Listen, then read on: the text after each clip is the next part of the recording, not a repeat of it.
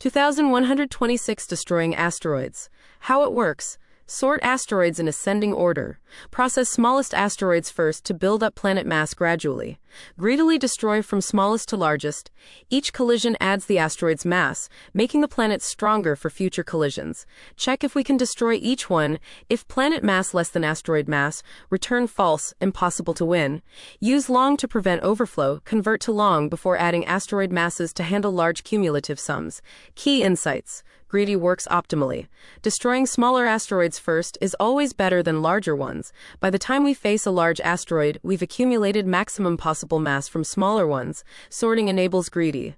Sorting lets us process asteroids in optimal order without reconsidering. Why long matters. Max total mass equals 10 to the power of 5 initial plus 10 to the power of 5 asteroids times 10 to the power of 5 mass each equals approximately 10 billion. Int maxes out at approximately 2.1 billion right-pointing arrow overflow. Long safely handles up to approximately 9.2 trillion early termination.